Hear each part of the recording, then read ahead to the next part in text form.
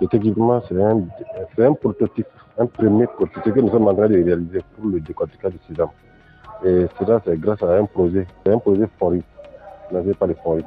Et sur le terrain, concrètement, les transformatrices de sésame rencontrent un problème. Pour décortiquer le sésame, ils sont obligés de faire ça de façon manuelle, avec les mortiers. Oui, c'est électrique, mais on peut le faire aussi avec le moteur diesel. On a pris presque 2 mois, parce que tout simplement, c'est un premier prototype.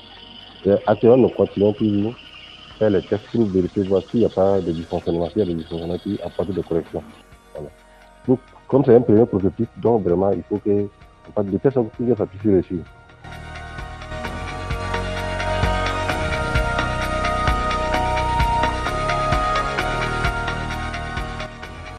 Tout d'abord, nous avons vu qu'il y a du sésame qui venait dans le laboratoire, c'était fortement contaminé. Et nous avons voulu porter un projet pour essayer de mieux traiter le sésame juste après la récolte pour éviter ces contaminations.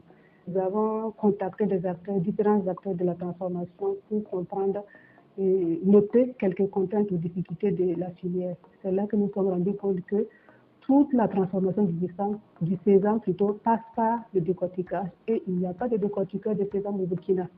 Alors c'est un travail qui se faisait manuellement et c'est pénible pour les femmes et la plupart du temps c'est les actrices elles-mêmes qui pilent parce qu'il n'y a pas de main d'œuvre occasionnelle qui voudraient le faire parce que c'est difficile. Donc, quand on parle de ce décortiqueur, nous sommes sur, en ce moment, ce sont des effets. Nous faisons des effets. Et dès que tout est concluant, nous allons arrêter l'équipement avec ces performances que nous allons décrire.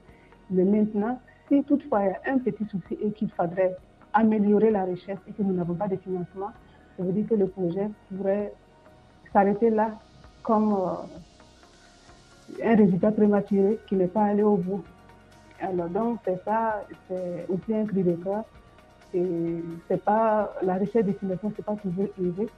Donc, si à un moment donné, les autorités aussi voient qu'il y a un effort qui est fait, genre un équipement, un décortiqueur qui est conçu et fabriqué, et s'il y a des petites difficultés, ils peuvent accompagner l'équipe pour résoudre ces difficultés-là afin de mettre à la disposition des acteurs un bon équipement qui fonctionne correctement.